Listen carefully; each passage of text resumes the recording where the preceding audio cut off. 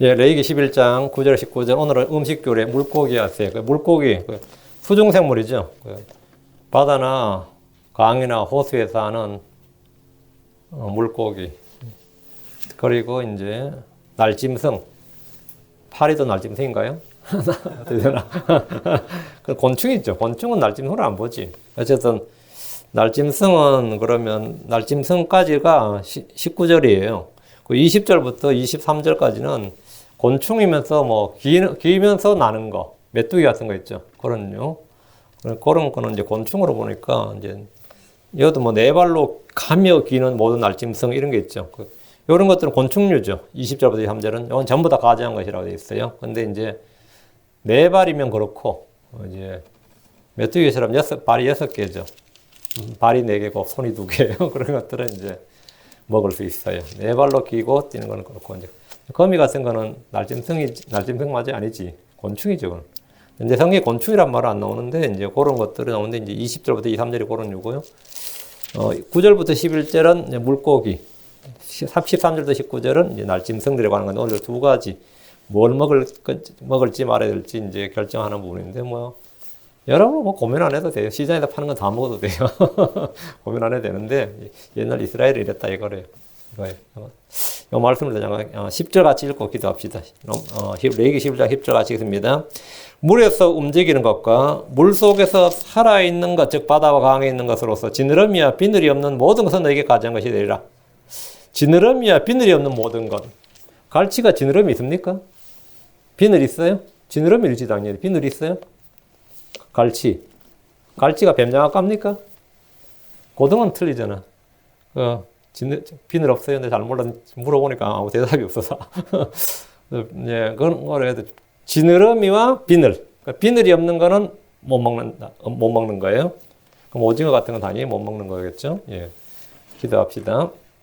위대하시고 거룩한 주 하나님 감사합니다. 하나님께서 오늘 이 말씀에 기름 부어주시고 주영을 충만케 해주셔서 저희가 음식교리를 배우고 있는데 하나님 여기서 교훈과 배움을 얻게 하시고 훈계와 또 경과 본보기를 삼도록 도우시며 전능하신 주 하나님께서 기록하신 모든 이 율법의 말씀들이 아버지 저희가 선하게 사용할 수 있도록 해주시고 적법하게 사용할 수 있도록 은혜 베풀어 주시길 간구합니다. 전능하신 주 하나님 또 주 예수 그리스도께서 저에게 주신 크신 은혜를 이 말씀들을 통해서 다시 한번 기억하길 원합니다. 감사드리며 주 예수 기도합니다. 아멘. 예, 오늘 나눌 본문 말씀은 레위기 음식 규례 중에서 물고기가 날짐승들이라고 하는 겁니다. 하나님께서 자기 백성들이 먹어야 할 것을 지정해 주셨어요. 먹지 말아야 할 걸 지정해 주셨는데 먼저 희생음물에 관한 법을 주시고 다음에 제사장들에 대한 규례를 주신 후에 백성들의 먹거리에 관한 법을 주셨습니다. 사람의 삶에서 가장 중요한 것 뭐겠어요? 당연히 가장 중요한 건 먹는 거죠. 예, 당연히 먹는 건데 먹는 거 없으면 뭐 끝장나는 거죠. 먹는 거예요. 먹지 않고 살 수 있는 사람은 아무도 없습니다. 음식 규례는 에덴에서부터 사람에게 주어진 법입니다. 에덴에서 주어진 유일한 법이에요. 아담에게는 먹어서는 안 되는 한 가지가 주어졌습니다. 노아에게도 먹어서는 안 되는 한 가지 법이 주어졌습니다. 크리스천들에게는 피를 먹지 말라는 한 가지 규례가 전부입니다. 이에 비해 이스라엘 백성들에게는 이 먹지 말아야 할 것들이 너무 많아요. 먹지 말아야 할 것들이 굉장히 많습니다. 그리고 하늘의 왕국에서는 다시 사람들이 과일과 채소, 곡식만 먹게 됩니다. 레위기 11장 1절에서 8절은 레위기 11장 1절에서 8절은 짐승들 중에서 이스라엘이 먹을 수 있는 것과 없는 것에 관한 규례인데요. 규칙이 간단합니다. 뭐 짐승들이 수천 수만 가지라도 규칙이 아주 간단해요. 발의 굽이 갈라진 것, 먼저 발부터 보는 거죠. 발의 굽이 갈라진 것과 대세김질을 하는 것들만 식용으로. 그러니까 굽이 갈라졌는데 돼지 같은 케이스죠. 대세김질 안 하면 못 먹는 거죠. 예. 낙타는 반대로 대세김질 하는데 예, 굽이 안 갈라졌다. 이런 식으로 이 두 가지가 충족이 돼야 된다. 발에 굽이 갈라진 거가 쪽발이어야 된다. 그리고 대세김질 하는 것만 식용, 정결한 짐승입니다. 모든 음식 규례의 대전제는 당연히 이제 고기의 피를 더불어 먹지 말 것. 그리고 기름을 먹지 말란 겁니다. 피는 어느 시대나 사람이 먹어서는 안 되는 겁니다. 그럼 이제 바다나 강이나 호수에 사는 물고기는 어떠냐? 어떻게 할 것이냐? 이제 지중해를 끼고 있는 이스라엘은 지중해 바다를 끼고 있죠. 지중해를. 한쪽 면이 완전히 다 뭐죠? 바다라고. 이스라엘이. 그 서쪽으로 오면 서쪽이 지중해 바다잖아요. 이건 엄청난 큰 바다예요. 지중해가. 그러다 보니까 먹거리가 좀 풍성하죠. 사실 바다가 뭐 전혀 없는 내륙 지방은 아니라면 한국도 뭐 삼면이 바다이긴 하지만 뭐 저희 지역은 늘 생선이 귀했어요. 경상도 내륙 지방에서는. 예전에는 뭐 거기도 강이 있어가지고 문제 없었다는데, 그래서 이스라엘 자체도 그래요. 그리고 이제 안에는 이제 갈릴리 호수가 있고 밑에 사해 바다가 있는데, 사해 바다는 뭐 낚시하기는 좀 그렇고요. 예.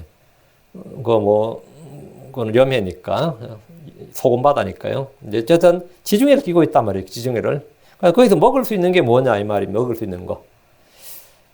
그러니까 지중해를 끼고 있는 이스라엘은 바다에서 나는 물고기를 잡아서 먹을 수 있는데, 또 갈릴리 호수에서 나는 생선들 역시 중요한 먹거리입니다. 그러나 모든 물고기를 다 잡아서 식용으로 먹을 수 있는 건 아닙니다. 짐승들과 마찬가지로 물고기들도 먹어야 할 것과 그렇지 않는 걸 구분해 주었습니다. 레위기 11장 46절을 보면 음식교류에 대해서 이렇게 말합니다.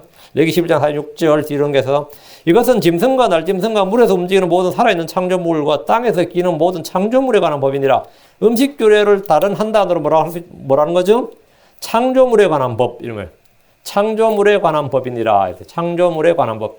사람이 짐승을 어떻게 대해야 되는가 이 말이에요. 전부 다 사냥감이냐? 모두 정복하고 다스려. 그러니까 모두가 사냥감이냐? 그리고 모두를 잡아서 먹을 수 있느냐? 그런데 그건 아니다. 지금 이 이야기예요. 그 창조물에 관한 법이니라. 하나님 음식 규례를 일컬어서 모든 창조물에 관한 법 이렇게 말씀하셨고, 신약에서는 뭐죠? 하나님 지으신 모든 창조물은 선하다. 감상으로 받으면 못 볼 것이 없는 거죠. 하나님께 노아와 그의 아들들에게는 살아서 움직이는 모든 것은 너에게 먹을 것이 될 것이요 푸른 채소와 같이 내가 모든 걸 너에게 주었노라 이랬어요. 그러니까 당연히 노아의 아들들은 다 이방인이죠. 노아의 아들들은 100% 다 이방인들입니다. 유대인은 나중에 생기는 거예요. 그러니까 다들 먹었죠. 왜? 이 법이 있으니까. 살아서 움직이는 모든 것은 너에게 먹을 것이 될 것이요 하니까 셈, 함, 야벳은 뭐라요? 그리고 그 후손들은 모든 걸 다 먹었어요. 없어 못 먹는 거지. 그리고 그렇게 먹고 있다가 지금 이제 하나님께서 이스라엘에게만 너희들은 이제 모든 걸, 살아있는 모든 걸 다 먹는 게 아니라 내가 먹으라고 한 것만 먹고 먹지 말라고 먹지 말라. 이렇게 율법으로 먹을 수 있는 짐승과 그렇지 않는 걸 지정을 하셨습니다. 정해주신 겁니다. 하나님께서 이스라엘에게 먹을 것과 먹지 못하는 것을 구분해 주신 것은 왜 하셨느냐? 구별을 두기 위해서입니다. 일상에서 뭔가 구별을 좀 하라 이거예요. 주님은 아론과 제사장들에게 술을 마시지 말라고 하시면서 법의 제정 이유와 목적을 말씀해 주셨는데, 레위기 10장 10절 11절에 그리하여야 너희가 거룩한 것과 거룩하지 아니한 것, 부정한 것과 정결한 것 사이에 구별을 두라 이 말이에요. 구별을 두고, 이로써 주가 모세의 손으로 이스라엘 자손에게 말한 모든 법규를 그들에게 가르칠 수 있으리라. 제사장들이 백성들의 거룩한 것과 거룩하지 않는 것, 부정한 것과 정결한 것 사이에 구별을 두고 백성들의 법규를 가르칠 수 있도록 포도주나 독주를 마시지 말라 이렇게 하셨단 말이죠. 마찬가지로 하나님의 백성들은 부정한 것과 정결한 것을 정하셨는데, 이것은 구별을 두기 위해서입니다. 음식 규례는 구별을 두기 위한 겁니다. 이게 첫 번째 목적이에요. 레위기 11장 47절에 그 부정한 것과 정결한 것, 먹을 수 있는 짐승과 먹을 수 없는 짐승 사이에 구별을 두기 위한 법이니라. 음식 규례는 뭐 하기 위한 법이다? 구별을 두기 위한 법이니라. 음식 규례는 첫 번째 모든 창조물에 관한 법이니라. 사람과 창조물. 사람도 창조물이지만 사람과 짐승들 간의 위계 질서와 거기 관한 법이고, 또 하면 구별. 짐승과 짐승 사이에 사람이 취할 것과 취하지 말할 것, 이 구별을 두기 위한 법이다. 하나님 이스라엘이 먹는 것으로 부정하게 되는 걸 원치 않으셨습니다. 누구나 알듯이 사람은 이 세상에서 최상위의 포식자입니다. 최상위 포식자라고요. 사람은 과일이나 채소같이, 곡물같이 땅에서 나는 거 풀도 뜯어 먹죠. 꽃잎도 뜯어 먹을 수 있습니다. 사람은 못 먹는 게 없어요. 또 칡뿌리 같은 뿌리도 캐 먹죠. 사람은 구별 없이 다 먹습니다. 중국 가보세요. 집에 있는 건 책상 빼고 다 먹는다 그러잖아요. 그건 못 먹는 음식이 없다 그래요. 응? 그 모든 식물을 양식으로 취할 수 있고, 땅이나 물이나 하늘에서 나는 것들까지도 모두 먹을 수 있습니다. 땅에서 기는 것은 물론이고 땅 속에 있는 두더지도 찾아내서 그 무슨 약효가 있다 싶었는지 또 잡아 먹죠. 두더지 잡아보셨어요? 시골에서 있으면 두더지가 밭에서 보면 막 가는 게 위에서 보입니다. 이 밑 땅을 파고 가기 때문에 위가 약간씩 턱이 들린다고. 그럼 앞에 이제 나같이 선한 사람도 선한 사람 만나 삽을 앞에 딱 막아가지고 길목 앞에 삽을 딱 막는 거야. 그럼 두더지 쫙 가다가 삽에 딱 막힐 거 아니에요. 그건 잡는 거예요. 이러면 후퇴는 또 못 하더라고. 그 잡아가지고 좀 귀여워요, 은근히 두더지는. 근데 지는 좀 그런데. 두더지 잡다가부터 그게 어디 약된다 그래가지고 말이죠. 뭐 진짜 약됐는지 몰라서 사람들이 징그러운 거 먹을 때는 그죠? 변명이 필요하잖아. 그 징그러운 거 먹냐 그러면 이게 다 약에 좋다, 몸에 좋다 그러면 어때죠? 자연스럽게 먹을 수 있죠. 그게 인간의 본성입니다. 몸에 좋다잖아. 약에 쓴다. 이런 식으로 해가지고 다 잡아먹어요. 그 땅에 기는 것은 물론이고 땅 속에 있는 두더지 찾아내 잡아먹고 지렁이도 지렁이를 어떻게 먹어? 그러니까 토룡탕 해가지고 먹잖아. 지렁이 졸지에 흙에 사는 용이야. 토룡이 된 거지. 토룡탕에서 먹죠. 진해도 잡아먹습니다. 그것도 뭐 관절염이 엄청 좋다 그래서 잡아먹어요. 볶아서 먹기도 하고. 이러는 이제 음식을 흔히 혐오식품이라 그러는데, 여러분이 만약에 그 인터넷에 구글 같은 혐오식품하고 한번 찾아보세요. 이것을 튀겨서 먹나 싶은데, 그거 사람이 어떤 걸 먹는지 보면 사람이 못 먹을 음식이 있을까? 모든 짐승은 뭐인 거죠? 사람의 밥인 거죠. 못 먹는 게 있을까 싶을 정도로 별별 걸 다 잡아먹습니다. 별별 걸 다 잡아먹어요. 사람이 굶으면 짐승은 뭐가 되는 거죠? 재앙이에요. 사람이 굶으면 짐승들은 가장 많이 죽어나갑니다. 왜? 사람이 굶으니까. 사람이 굶으면 뭐 산에 있는 산짐승은 볼 것도 없고 개구리야 뱀까지 다 지도 잡아먹습니다. 그때 고양이한테 양보 안 합니다. 사람이 굶기 시작하면 고양이한테 쥐를 양보 안 해요. 사람이 잡아먹어요. 그래서 지구상에서 가장 큰 환경 파괴범은 가난이라 그래요. 가난보다 더 큰 환경 파괴범은 없다. 가난보다. 그건 맞는 말입니다. 굶주림보다 사람의 굶주림보다 짐승에게 더 큰 재앙은 없다. 사람은 자기 배를 섬기며 각 사람은 그들의 배가 그들의 하나님입니다. 빌립보 3장 19절에 그들의 하나님은 그들의 배요. 이거 맞는 말입니다. 그들의 하나님은 그들의 배요. 사람은 전부 다 자기 배를 섬겨요. 응? 자기 배를 섬겨요. 그래서 사람들은 이 돈은 누가 먹었노? 그러죠? 돈을 가져요? 먹어요? 가졌겠지. 근데 한국 사람들은 가졌다 그러지 않아요. 누구 뱃구멍으로 들어가 뱃속으로 들어갔냐? 그러잖아요. 이건 누가 처먹었냐?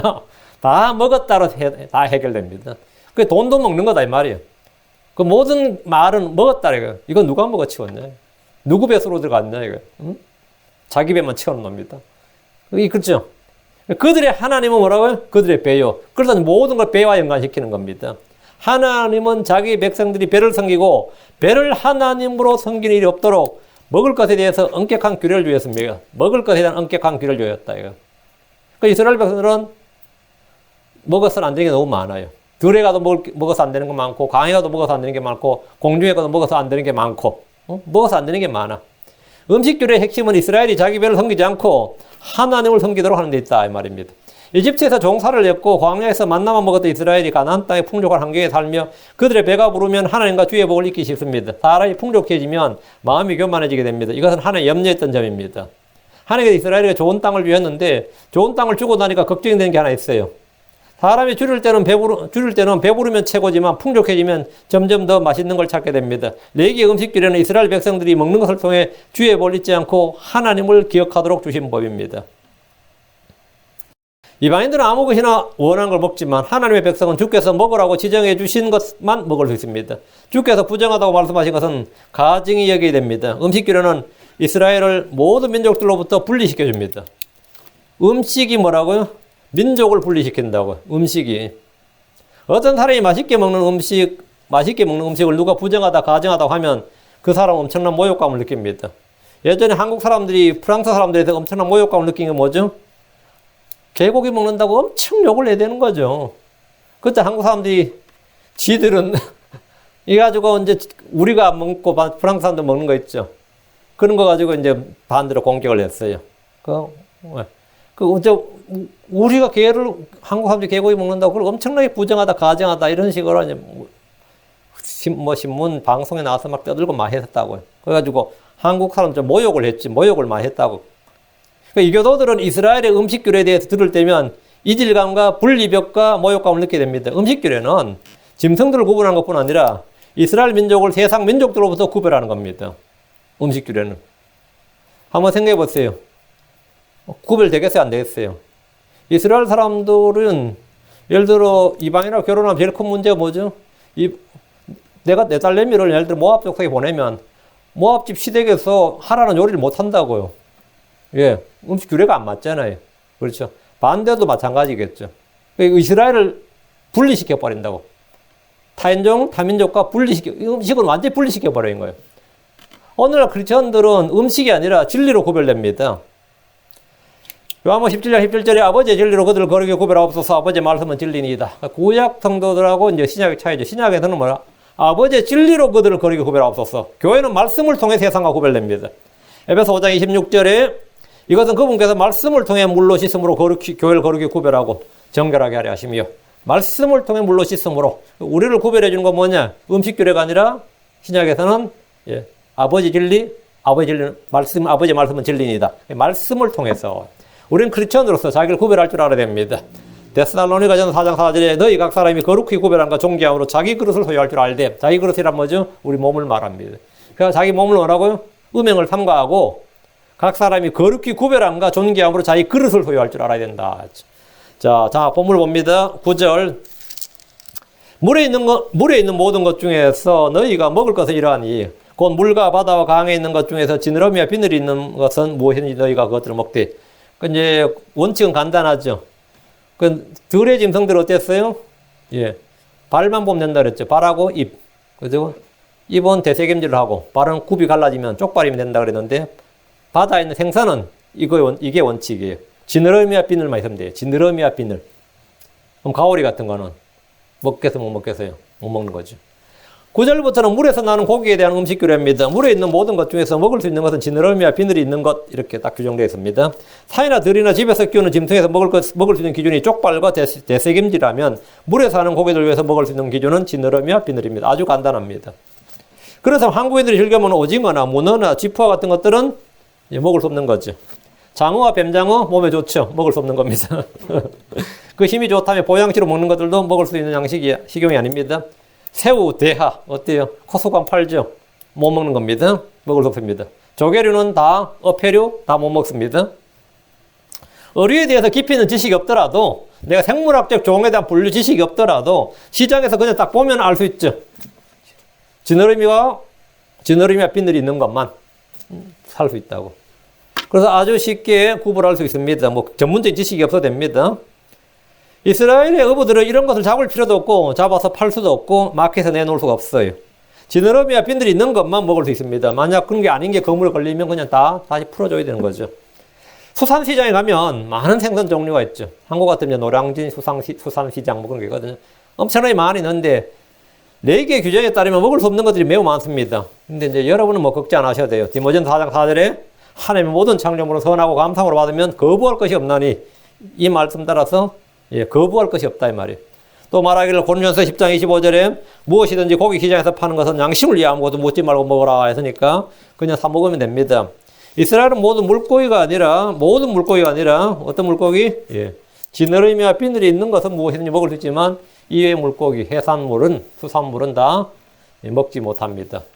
아무리 싸도, 아무리 몸에 좋다고 해도 그건 이제 부정한 짐승이다 이 말이에요. 10절. 물에서 움직이는 것과 물속에서 살아있는 것, 즉 바다와 강에 있는 것으로서 지느러미와 비늘이 없는 모든 것은 너에게 가증한 것이 되리라. 하나님께서 물에서 움직이는 것과 물속에서 살아있는 것, 즉 바다와 강에 있는 것들 중에서 지느러미와 비늘이 없는 모든 것은 이스라엘에게 가증한 것이라고 합니다. 율법에 너는 어떤 가증한 것도 먹지 말지니라. 너는 어떤 가증한 것도 먹지 말지니라. 어떤 가증한 것 할 때 뭐냐? 지느러미와 비늘이 없는 모든 수산물을 먹지 말지니라.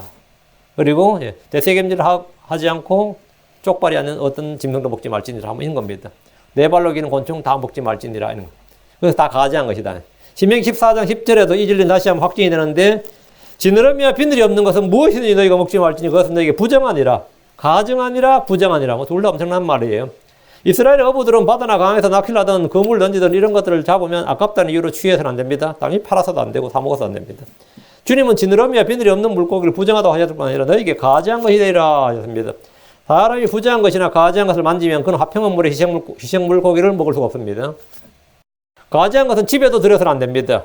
신명기 7장 26절에는 가증한 것은 집에도 들여서는 안 돼. 그 말은 뭐냐? 우상 같은 것도 집에 들여서는 안 되지만 이런 것도 집에 들여서는 안 된다 이 말이에요.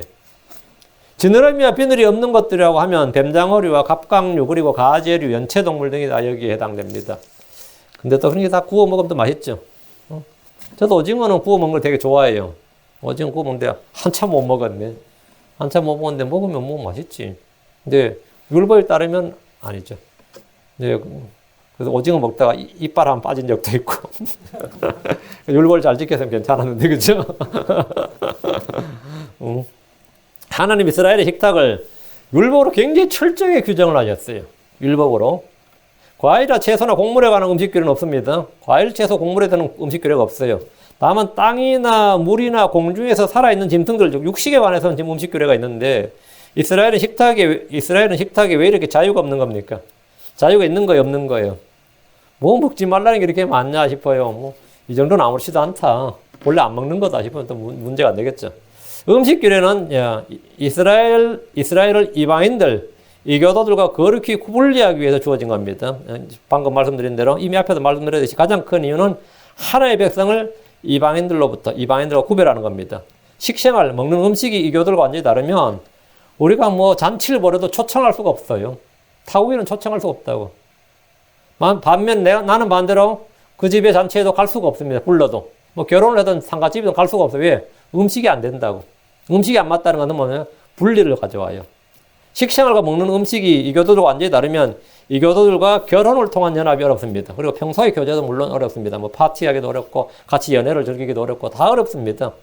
가나안의 딸들을 며느리로 받는 일이나 딸들을 주는 일도 당연히 어렵습니다.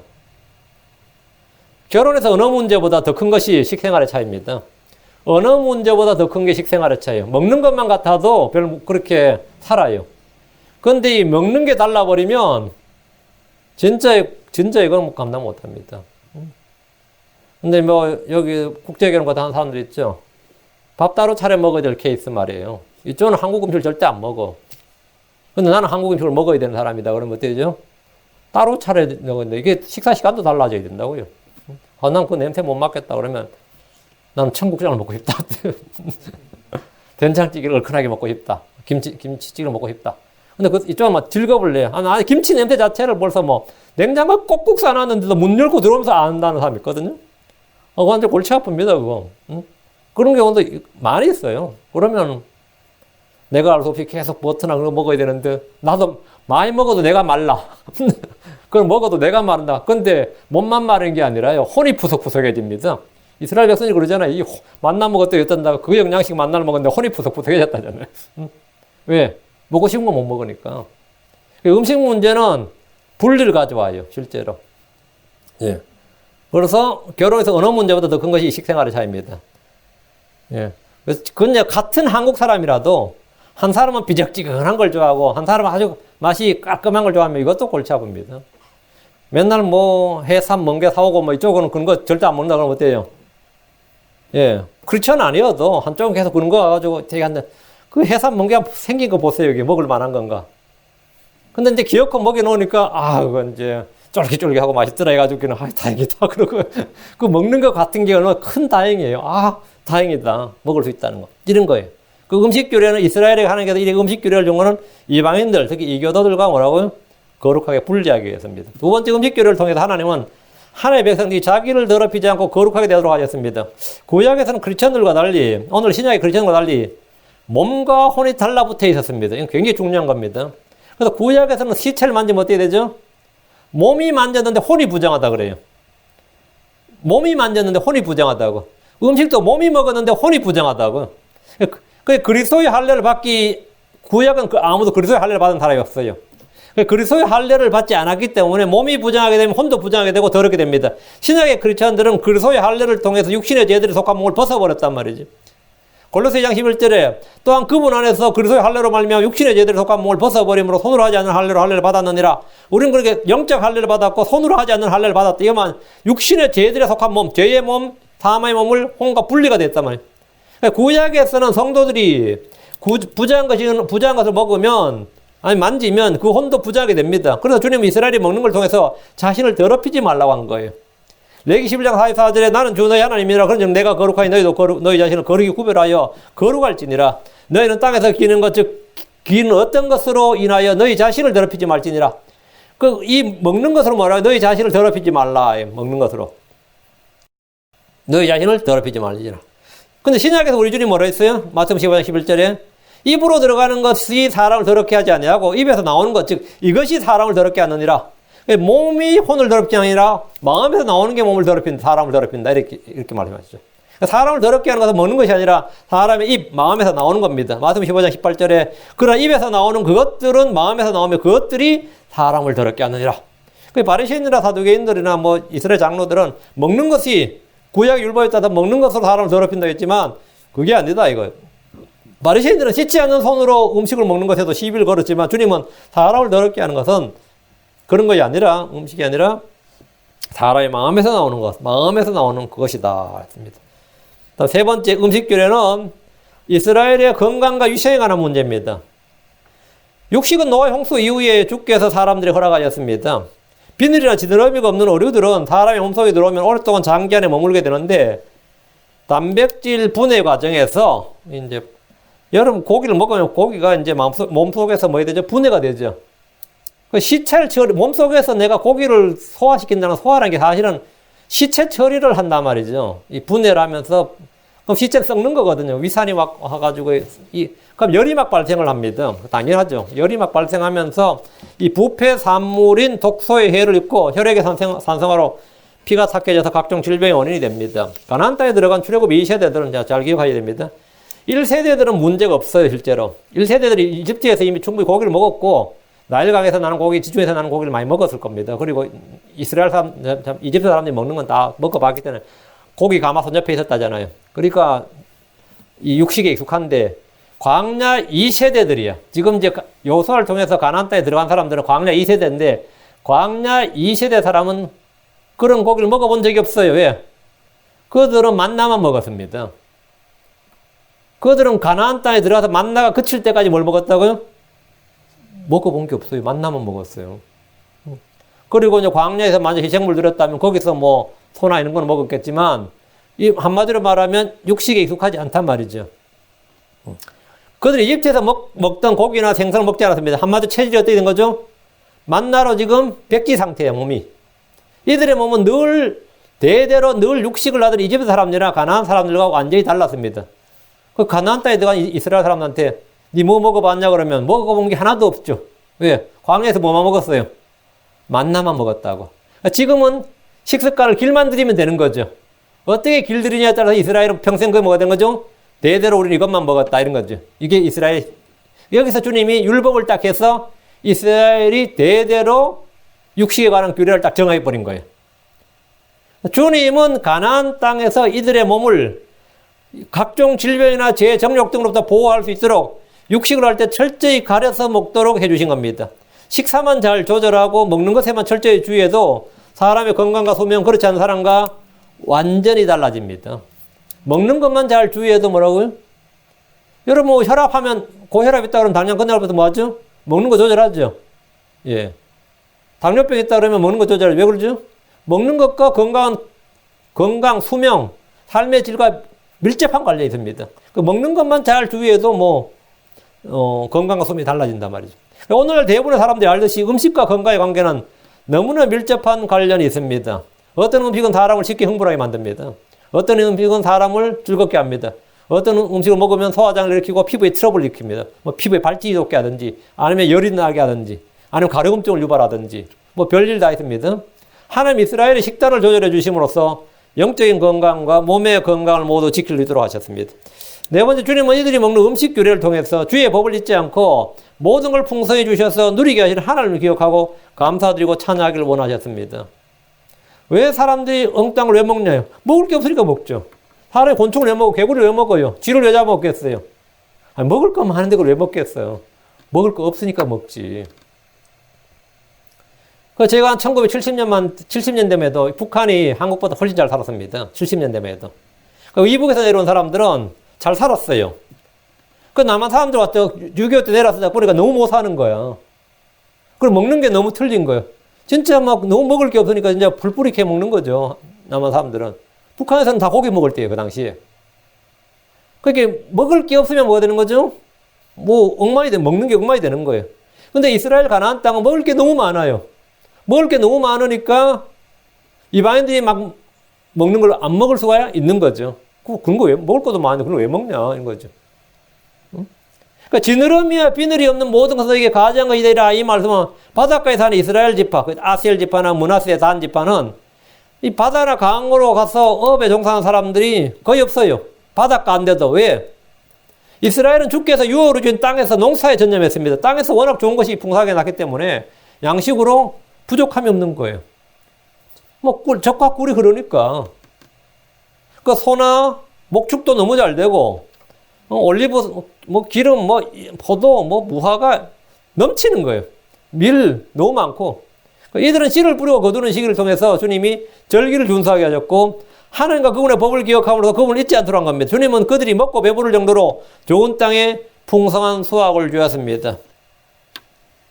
신명기 8장 10절 14절에 내가 먹어 배부르게 될 때 주 내 하나님께서 내게 주신 좋은 땅으로 인해 그분을 찬송하리라. 너는 내가 이날 내게 명령하는 그분의 명령과 판단의 법도와 법규를 지키지 아니하므로 주 내 하나님을 잊어버리지 아니하도록 조심할지어다. 그러니까 조심할지어다. 언제? 먹고 배부를 때. 내가 먹어 배부르게 되고 좋은 집을 짓고 그 안에 거하며 또 내 소떼와 양떼가 번성하고 내 은금이 크게 늘어나며 내 모든 소유가 크게 늘어날 때 내 마음이 교만하여 내가 주 내 하나님을 잊어버릴까 염려하노라. 주님이 뭘 염려했다? 하나님을 잊어버릴까 염려했다. 하나님을 잊어버릴까, 내 하나님을 잊어버리지 않도록 조심하라. 주 내 하나님을 잊어버릴까 염려하노라.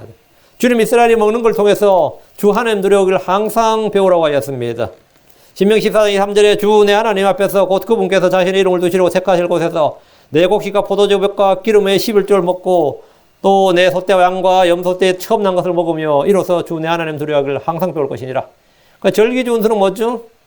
이 풍성한 소출로 인해서 하늘을 잊어버리지 말라고 주신 거다 말이죠. 그러니까 우리는 먹든지 마시든지 무엇을 하든지 다 하나님의 영광을 위해서 해야 됩니다. 다음 음식 규례를 통해서 이스라엘은 정결한 것과 부정한 것, 거룩한 것과 더러운 것의 차이를 분별해야 됩니다. 에스겔 4장 3절에 또 그들은 내 백성에게 거룩한 것과 더러운 것의 차이를 가르치고 그들로 하여금 부정한 것과 정결한 것을 분별하게 할지니라. 하나님 성전 규례나 희생물의 규례가 아니라 일상의 식탁에서부터 거룩한 것과 더러운 것의 차이를 분별하도록 하셨습니다. 이스라엘은 짐승을 보면서 정결한 것과 부정한 것을 나누었고 물고기를 보면서도 부정한 것과 가증한 것을 구별했습니다. 그럼 이 규례가 지금의 크리스천들에도 여전히 적용되느냐? 음식 규례는 처음부터 이방인 크리스천들에게 주어진 적이 없습니다. 하나님께서 깨끗하게 한 것을 그 누구도 속되다고 해서는 안 됩니다. 우리가 왜 음식 규례에 영향을 받지 않느냐? 그건 그리스도의 할례로 인해서 몸과 혼이 분리되기 때문입니다. 로마 14장 14절에 내가 알고 또 주 예수님을 통해서 확신하거니와 그 자체로 부정한 것은 하나도 없으며 어떤 것을 부정하게 여기는 사람에는 그것이 부정하니라. 여기 보면 그 자체로 부정한 것은 하나도 없다 이랬죠. 그 자체로 부정한 것은 없다. 구약에서는 부정한 것이 많았죠. 신약과 구약의 차이입니다. 11절입니다. 그것들은 너에게 심히 가증한 것이 되리니 너희는 그것들의 고기를 먹지 말고 그것들의 사체를 가증히 여길지니라. 그 비늘과 지느러미가 없는 물고기는 이스라엘에게 가증한 것이 됩니다. 너희는 그것들의 고기를 먹지 말라. 비늘과 지느러미가 없는 것을 먹을 수 없는 것은 물론이고 그것들의 사체를 가증히 여길지니라 했는데 이런 것은 먹기 위해 죽이는 순간에 가증한 사체가 되죠. 모든 음식물은 사체예요. 사체가 되어버리는 거예요. 그럼 가증하다 이게. 낚시를 하든지 그물로 잡아서 잘 손질해서 냉동실에 넣을 수가 없습니다. 왜? 냉동실에 넣은 거 사체란 말이죠. 그것들의 사체를 가증히 여기라. 가증히 여길지니라. 12절입니다. 물에 있는 것 중에서 지느러미와 비늘이 없는 것은 무엇이든지 너에게 가증한 것이 되리라. 계속 반복되는 말씀입니다. 물에 있는 것 중에서 지느러미와 비늘이 없는 것은 무엇이든지 이스라엘에게 가증한 것이 됩니다. 갈릴리 호수에서 어부들이 잡은 생선은 지느러미와 비늘이 있는 것들입니다. 없는 것들은 안 되고요. 주께서 베드로에게 그 물을 내려 잡게 한 고기가 무려 153마리였는데 그것들은 지느러미와 비늘이 있는 생선이었습니다. 오병이에 사용된 고기나 백성들이 나누어준 생선도 마찬가지입니다. 13절 날짐승 가운데서 이제 생선은 됐고요. 날짐승 가운데서 너희가 가증히 여길 것은 이러하니라. 그것들은 가증한 것인지 너희가 먹지 말지니 곧 독수리와 수염수리와 물수리와 독수리, 수염수리, 물수리, 수리 이 수리는 전부 다 맥과입니다. 이제 맹금류라고 그래요. 맹금류. 근데 13절에 19절에 날짐승에 관한 건데 이 날짐승에 관한 것은 규정이 딱 이렇게 대원칙이 없어요. 들의 짐승은 뭐죠? 발하고 입. 대책임질하고 뭐죠? 쪽발. 물에 있는 거냐? 지느러미하고 뭐죠? 비늘. 딱 규정이 쉽잖아요.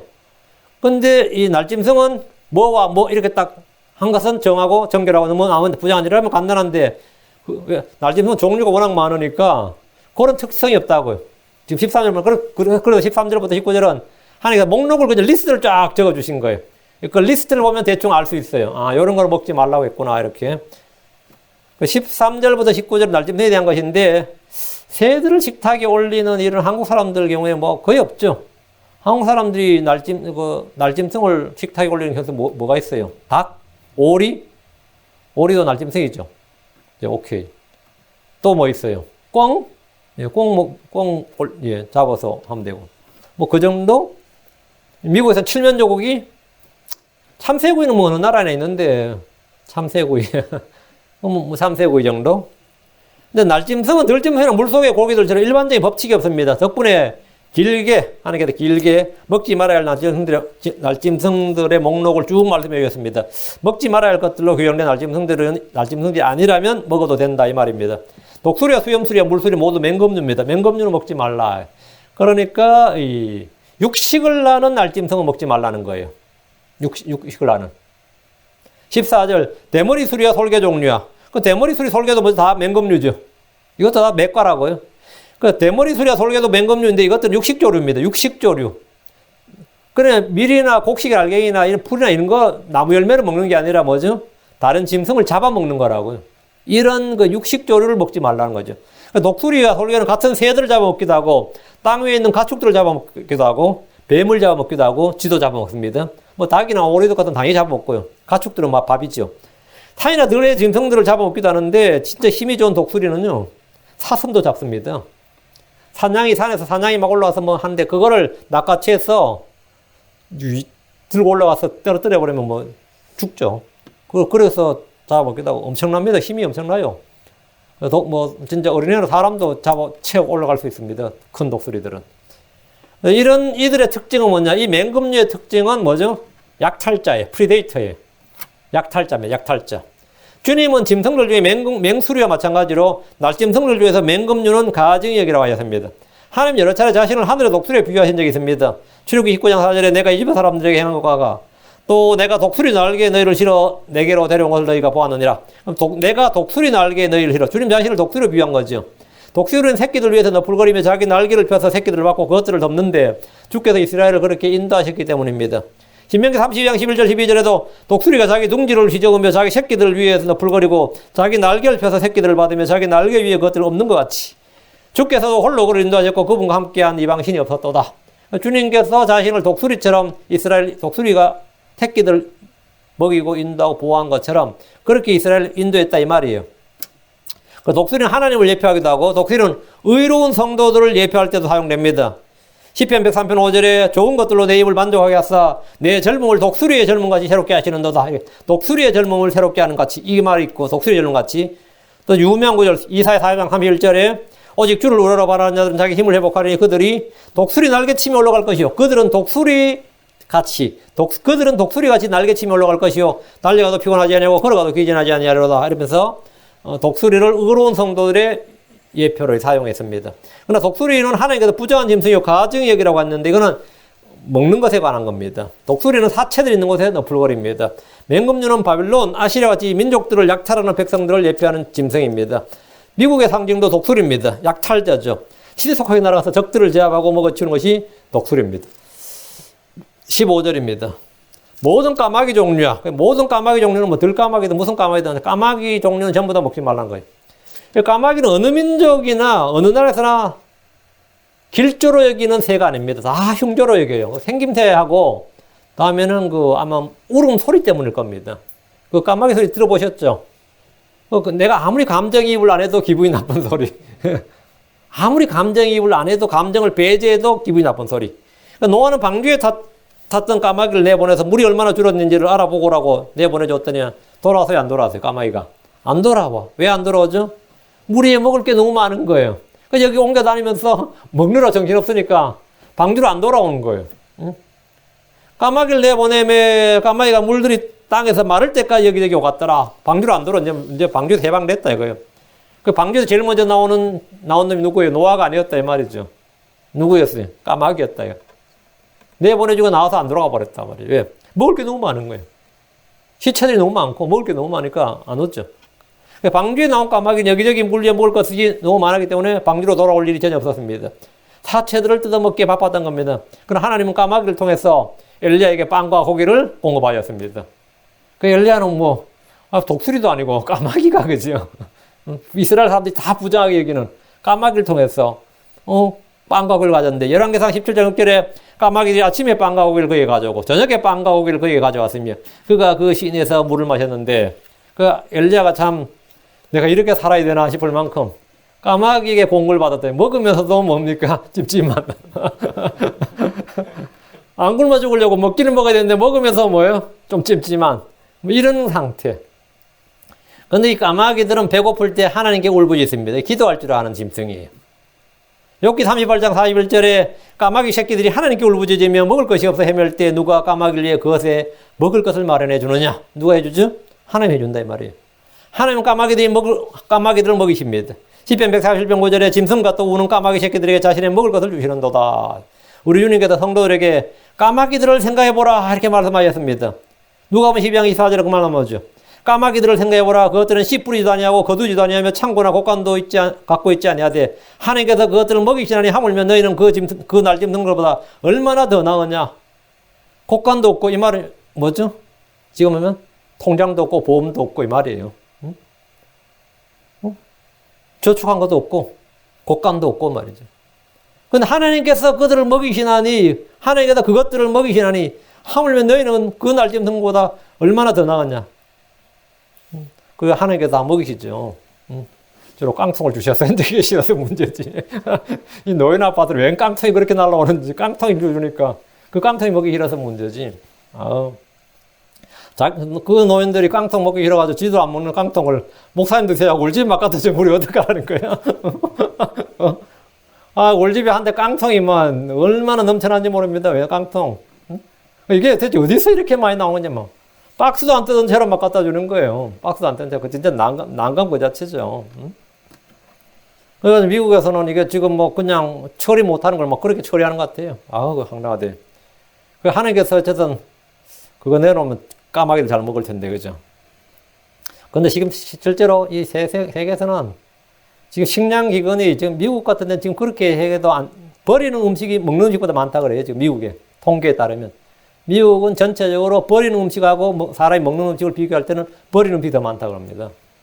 근데 이제 전 세계에서 대부분 나라는 지금 이제 식량 부족을 겪고 있습니다. 이게 참 불균형이죠, 불균형.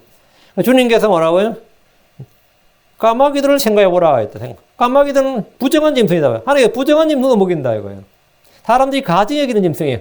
그런 짐승도 하나님께서 뭐라 불쌍히 여기시고 먹이시고 돌보신다 이거예요. 그렇다면 뭐 하물며 너희들은 얼마나 더 귀하냐 이거. 날짐승들보다 얼마나 더 나으냐. 물론 뭐 개보다 못하는 것도 많긴 한데 까마귀보다 못하는 것도 많죠. 이런 거죠. 우리는 먹을 것과 입을 것을 걱정하지 않아도 됩니다. 우리 내일 일을 염려하지 않아도 됩니다. 16절 17절 올빼미와 밤매와 밤매라는 건 이게 참 내가 한국말에 이런 말이 있나요? 밤매? 이게 나이트 호크입니다. 나이트 호크. 나이트가 밤이고 호크가 매죠. 밤독수리 이 말입니다. 나 밤매 해가지고 내 사전을 다 찾아봤네요. 올빼미와 밤매와 뻐꾸기와 매종류와 작은 올빼미와 가마우지와 큰 올빼미와 딱 보니까 대부분 다 먹지 말라는 게 뭔지 알겠죠? 이렇게 감이 오죠. 올빼미와 밤매, 매종 역시 맹금류입니다. 뻐꾸기를 먹지 말라고 하셨는데 뻐꾸기는 굉장히 여러분이 생각해 어떤 새 같아요? 유순한 새 같아요?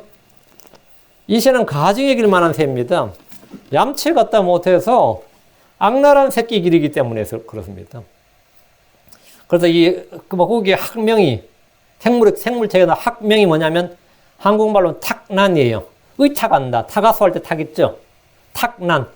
알을 낳아서 남에게 맡긴다 이 말이에요. 그걸 탁난이라 그럽니다. 그리고 새는 기생조라 그래요.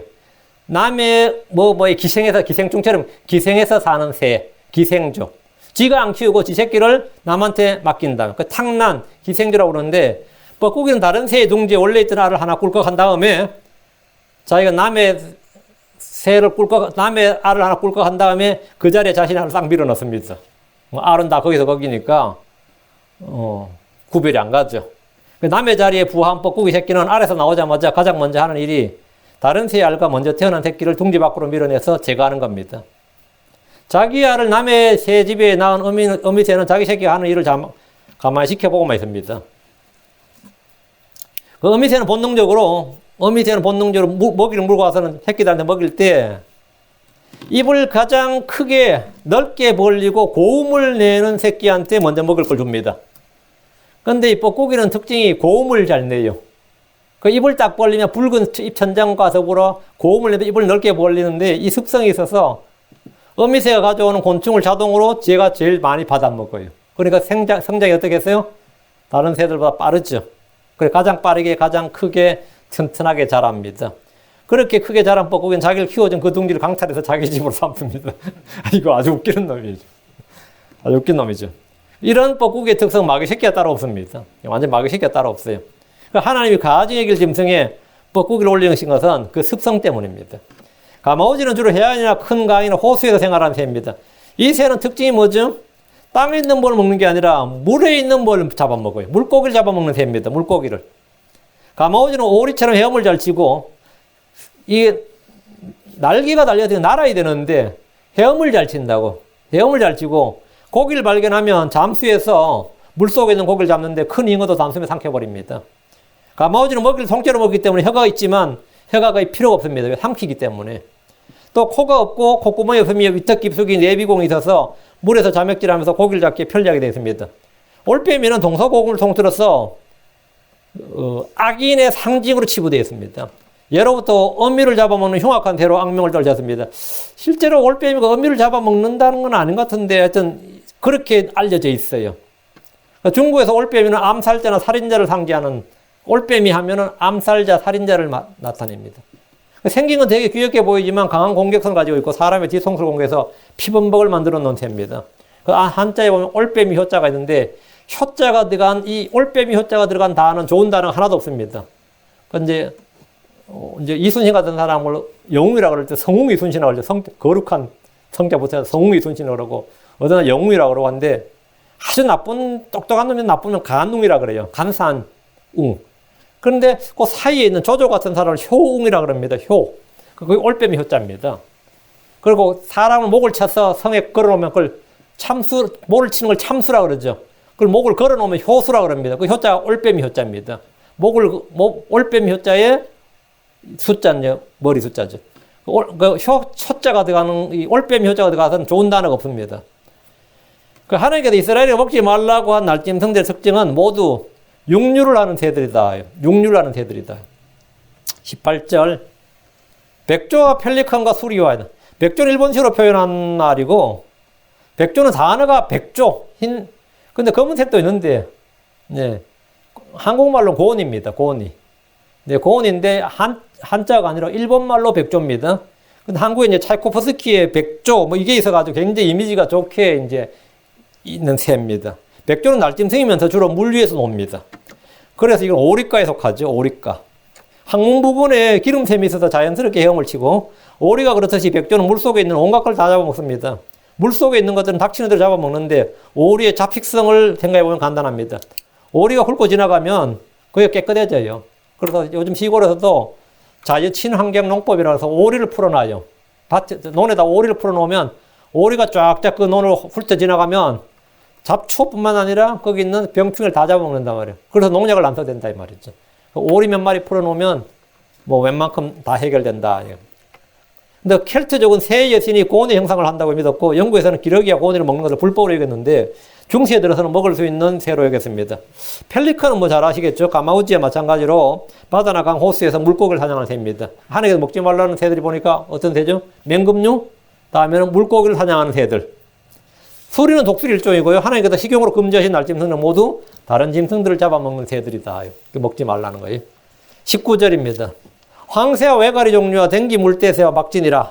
황새는 두루미 외가리와 비대해서 혼동되는 새 중에 하나인데요. 온몸이 흰색이고 날개는 검은색입니다. 호수나 하구, 늪, 논밭 등의 습지에서 서식합니다. 육지동물이자 최상위 포식자라서 먹이는 다양한 크기와 종류의 어류, 포유류, 조류, 양서류 못 먹는 게 없습니다. 황새는 못 먹는 게 없어요. 뱀도 잡아먹습니다. 그러다 하천, 논밭 등에 있는데, 황새 많이 보죠. 여러분 뭐 많이 보셨죠? 옛날에 뭐 도시 산업으로 못 봤겠다. 저는 많이 봤어요. 예. 뭐 항새는 예. 뭐 다 잡아먹어요. 예. 외가리는 백로 해오라기와 더불어 하천과 논바닥을 지배하는 새로, 두루마리, 두루미, 따오기 등과 같은 부류입니다. 본문에서 외가리 종류라고 한 것은 이런 새들 다 포함하는 거예요. 외가리 종류. 예. 외가리는 주로 물고기나 개구리, 뱀 등을 먹고 살며 때때로 오리나 비둘기 같은 조류, 자라 등 거북류와 작은 육상 포유류도 먹는데 쥐는 물론이고 심지어 토끼나 족제비까지 잡아먹습니다. 댕기 물대새, 이건 잘 안 들어보셨죠? 댕기 물대새는 주로 하천에 살며 먹이는 곤충류, 갑각류입니다. 하면 불결한 것을 먹고 사는 날짐승들을 가지에게 먹지 말라고 하셨다 이 말입니다. 박쥐는 포유류 가운데서 유일하게 날 수 있는 종류입니다. 박쥐는 조류가 아니고 포유류입니다. 박쥐는 거의 바다에서 물에서 어류가 아니라 포유류가 고래죠. 고래는 어류가 아니라 알을 낳지 않고 새끼를 낳고 젖을 먹입니다. 그 고래는 물속에 사는데 포유류예요. 박쥐는 날짐승인데 포유류야. 포유류 가운데 유일하게 날 수 있는 종이고 날짐승에 해당됩니다. 예. 박쥐는 야행성으로 해질 무렵에 활동을 시작해서 밤새도록 먹이를 찾는데 박쥐는 뭐 물론 당연히 뭐 먹는 사람이 없겠지만 먹지 말로 주는 게 가지한 것으로 얘기하는데 모든 습성이 정반대입니다. 뭐 낮이 아니라 밤이라는 것도 옳지만 낮에는 동굴의 벽이나 천장 바위틈 인가의 바위틈 또 사람들이 사는 인가의 천장 속 지붕의 기와 아래 나뭇가지 뭐 나무 구멍 등에서 쉬는데 박쥐는 낮이 아니라 밤이고 포유류면서 날아다니고 포유류면서 날아다니면 안 되죠. 맞아 이게 비정사이란 말이죠. 캄캄한 동굴에 잠을 잘 때 거꾸로 매달려 지냅니다. 뭔가 반대죠. 거꾸로 매달려 지내면 모든 것이 반대로 행동하며 사는 반골의 특징입니다. 덕분에 어느 나라나 어느 민족에서나 박쥐는 부자한 짐승 혐오동물로 묘사됩니다. 뭐 미국 헐리우드에는 물론 뱃맨이라 그래가지고 좀 좋게 그려놨지만 특히 흡혈박쥐는 이름만 들어도 어때요? 흡혈박쥐라잖아요. 이름만 들어도 끔찍하죠. 예. 근데 박쥐는 여러분이 좀 찾아보시면 자연계의 강력한 살충제라 그래요. 자연계의 살충제라 그럽니다. 이게 뭔 말이냐면 엄청난 양의 곤충, 해충을 잡아먹기 때문에 살충제 사용을 줄이는 데 기여합니다. 미국 텍사스주의 브라켄 동굴에 사는 2천만 마리의 박쥐 무리는 하룻밤 사이에 한 마리당 19g씩 모두 200톤의 곤충을 먹어치웁니다. 이거는 뭐 어떤 살충제를 뿌려도 이만큼 못 삽니다. 박쥐들 덕분에 사실은 농사가 된다 그래요. 어떤 박쥐 종류 한 시간에 모기 1000마리를 잡아먹습니다. 한 시간에. 여기 우리 박쥐란 말이 풀어놔야 되나? 도마뱀을 풀어놔야 되나? 왜 모기들이 이렇게 많은? 응? 망부르세. 잡아먹어요. 그 필리핀 같은 여러분이 호텔에도 작은 도마뱀 풀어놔요. 다들 깜짝 놀랍니다. 걔들이 다 잡아먹는 거예요. 잡아먹는다고. 미국 인디애나주의 큰 갈색 박쥐 150마리가 이제 집단으로 서식하는데 연간 해충 130만 마리를 잡아먹는 것으로 파악됩니다. 박쥐들은 동굴에 돌아가서 천장에 매달린 채 배설합니다. 그럼 배설하면 땅에 박쥐 똥이 있겠죠. 그 배설물이 쌓이는데 이것을 비료로 사용합니다. 한편으로 박쥐는 이제 이런 점은 너무 생긴 것과 다르게 곤충을 잡아먹는 이제 자연계의 살충제라고 그랬죠. 근데 이렇게 하면 동시에 또 한 가지 약점은 병균을 옮겨다니면서 사람들의 목숨을 빼앗기도 합니다. 하나님께서 먹지 말라고 금지하신 짐승들을 보면 충분히 수긍이 갈 뿐 아니라 너무나 쉽게 먹어서는 안 되겠구나. 그런 먹는 것 좀 과하다 싶은 생각이 드는 것들이죠. 예, 드는 것들입니다. 이런 것들은 우리가 뭐 먹을 일도 없지만 우리가 뭐 조류 먹는다 해봐야 뭐 닭고기 아니면 칠면조지 뭐 꽁고기 파나? 꽁고기도 안 파죠. 우리가 이거에 대해서 먹을 일도 없어요, 실제로. 여름에 뭐 박쥐구이 먹겠어요? 아니면 뭐 댕기 물대새 먹으러 어디 가겠냐? 뭐 외가리 먹겠어? 황새를 먹겠어? 여기는 뭐 날짐승에 대해서는 별로 사실은 큰 적은 없어요. 근데 주로 이제 물고기 종류하고 그냥 짐승들이죠. 예. 우리 충분히 뭐 납득이 되는 것들이고, 하나님은 이스라엘을 달과 절기를 통해서, 그리고 먹는 것, 음식 규례를 통해서 그들을 이방인들과 그렇게 구별하셨습니다. 지금 우리는 주의 말씀을 통해서, 또 성령님을 통해서, 예수님의 이름으로 우리를 거룩히 구별하십니다. 전혀 구약과는 방식이 다릅니다. 예수님 우리를 거룩히 구별하시려고 성문 밖에다 고난을 당하셨습니다. 여러분 모두 다 거룩히 구별된 존재. 하나님께서 우리를 거룩한 부르시로 부르셨으니까 구별된 성도, 구별된 삶을 살아야 됩니다. 예, 음식 규례는 여기까지 계속해서 다음 시간에 계속 더 다루도록 하겠습니다. 아직 11장이 다 계속해서 음식 규례입니다. 기도하겠습니다.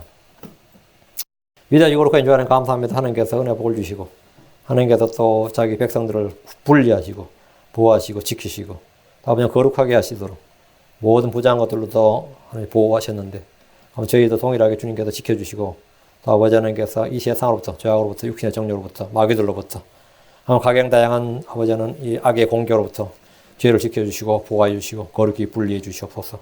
사랑 아버지 하나님께서 저희 마음 가운데 참으로 정결한 것과 부정한 것의 차이를 알고 그것들을 구별할 수 있도록 도우시며 전능하신 주님께서 영적인 것과 속된 것을 저희가 잘 분별해서 늘 성령을 따르고 육신을 쫓지 않도록 인도해 주시옵소서.